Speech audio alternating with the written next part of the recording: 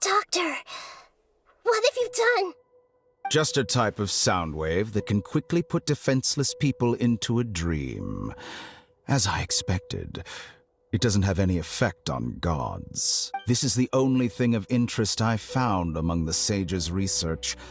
I thought I'd take it for a little spin. Don't worry. I know you would never forgive me if I actually killed them.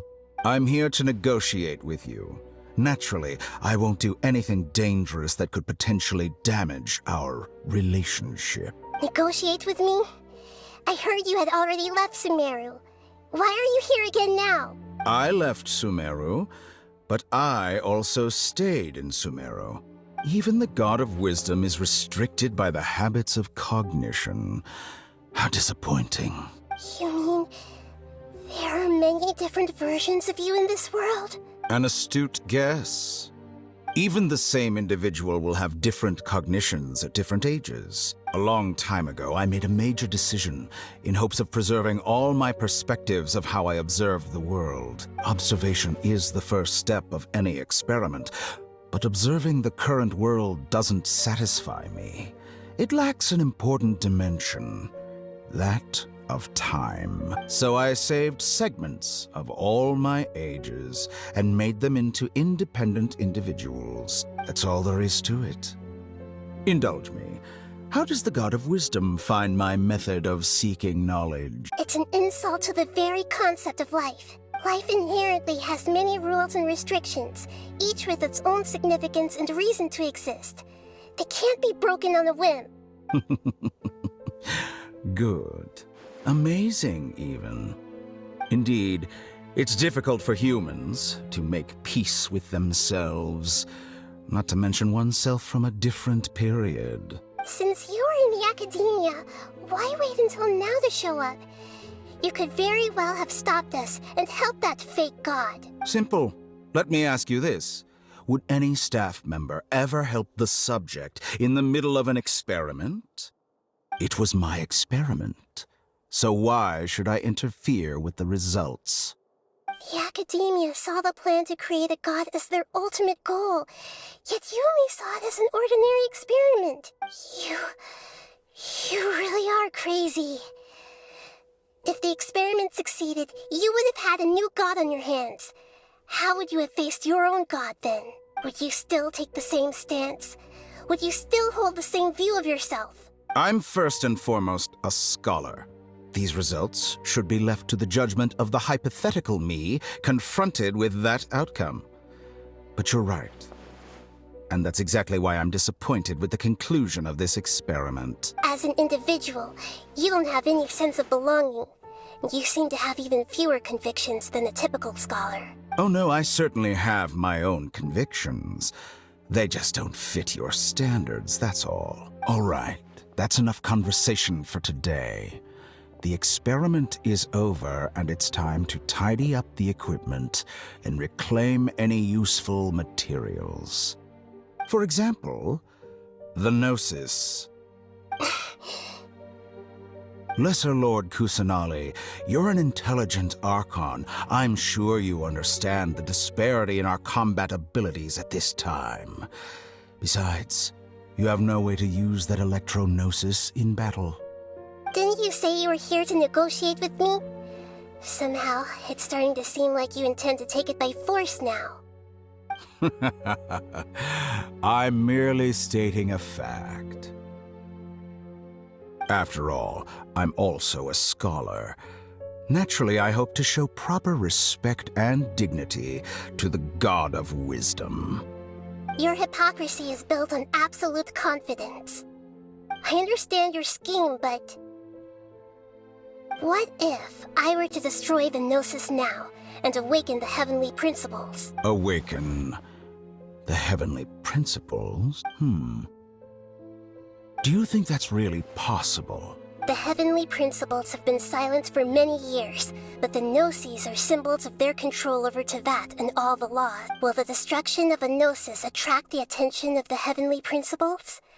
And if so, how do the Fatui plan to deal with the consequences? Do you dare to gamble such a possibility with me? Gamble? How surprising. I thought you would show evidence or use rigorous reasoning to prove your point. The word gamble is the last thing I expected to hear from the God of Wisdom. But this is a clever move. You must have seen through me when I first captured your consciousness.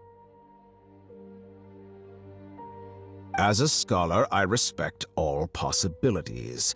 This has always been my principle and is an essential trait as an experimenter. Indeed, I can't ignore this possibility. So tell me then, what are your conditions? This foreign gnosis will only lead to disaster if it stays in Sumeru. But this electro-gnosis is the prize I obtained after defeating one of your fellow harbingers. Now, as the one who initiated this cascade of events, shouldn't you pay the corresponding price? Price? Interesting.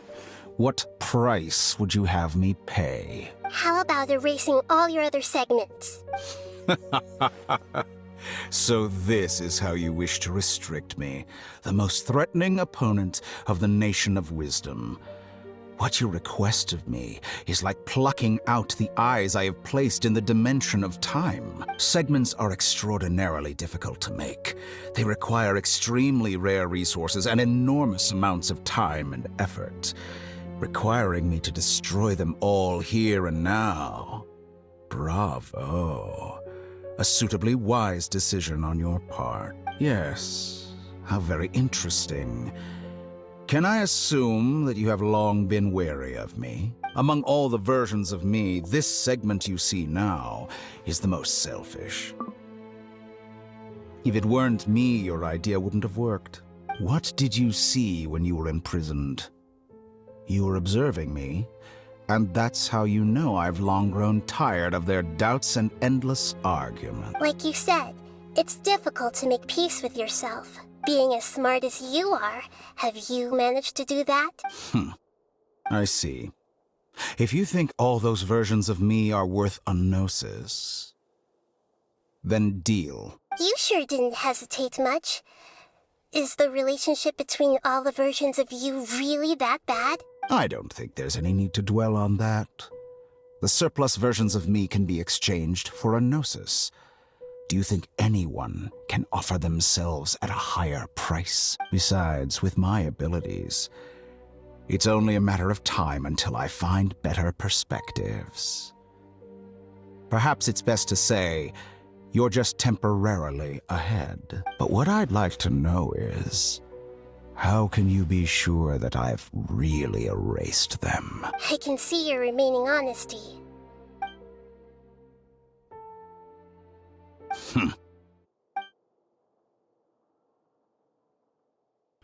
What a ridiculous decision! You can't be serious! How could I have been so short-sighted? You think this is the end? I'll have my revenge! You'll make this moment count. You will regret this! Well, have you confirmed that it's complete? Here, take it. The future of Sumeru City will be in my hands alone. I will shut down the Akasha and let curiosity and the thirst for knowledge drive the realm of academics once again. There won't be any further gaps for you to exploit. It truly pains me that my academic achievements have never been appreciated in my homeland.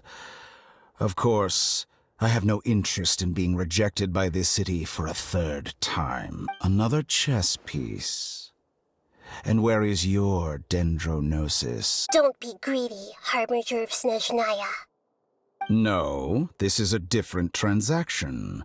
If you intend to turn off the Akasha anyway, then there's no further use for the Gnosis of Sumeru, is there? Besides, isn't it the Archon's duty to deliver what's desired of the Seeker? Oh, judging from your expression, you don't seem to find the idea very agreeable. Then let's think of it this way.